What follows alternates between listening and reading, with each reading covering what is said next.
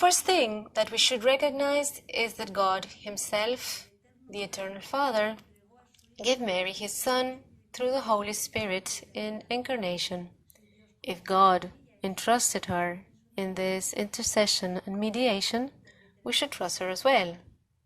The Church places her as a special mediator, but always as part of the only mediation that is Jesus Christ.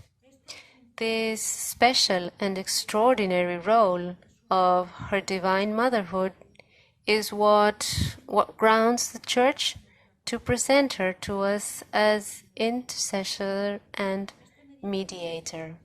This mediation is exceptional because the one who was full of grace responded by fully surrendering to the Lord. For this reason, Jesus prepared her during His life to become a spiritual mother of all men. We get a glimpse of this in the Synoptic Gospels, but it is most clearly seen in the Gospel of St. John.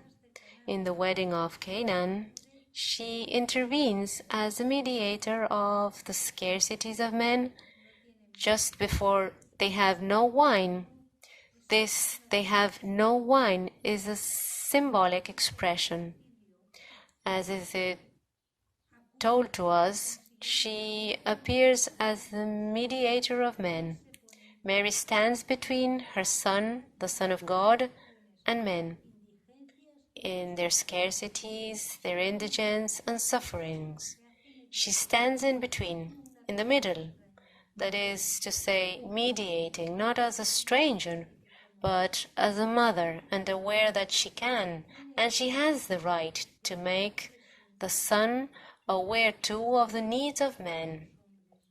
Her mediation, therefore, has an intercessory character.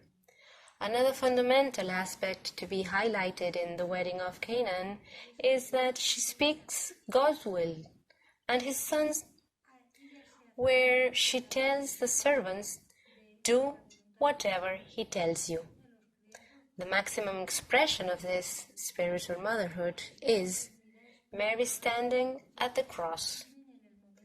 John's Gospel says there was Mary standing at the cross, the beloved disciple, and other women too. And Jesus says to John, "Here is your mother."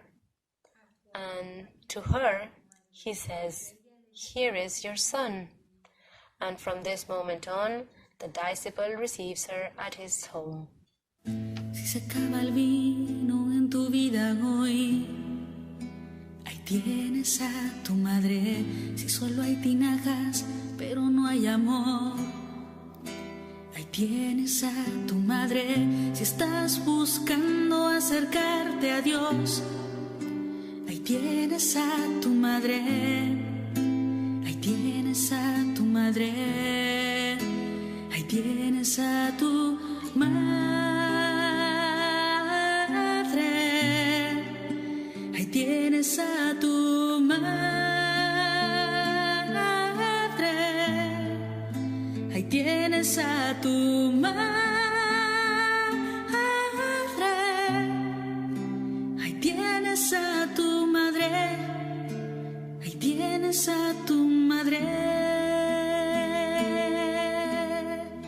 Si no sabes cómo hacer una oración, ahí tienes a tu madre. Si la cruz te pesa para caminar, ahí tienes a tu madre. Si no hay Pentecostés en tu corazón, ahí tienes a tu madre. Ahí tienes a tu madre. Ahí tienes a tu madre.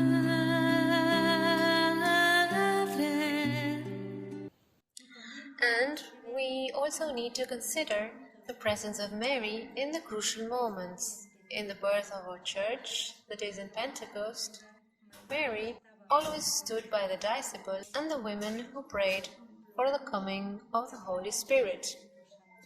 So, in terms of grace and salvation, Mary becomes an essential instrument together with the Holy Spirit, both in the birth of Jesus Christ and the birth of our church as well.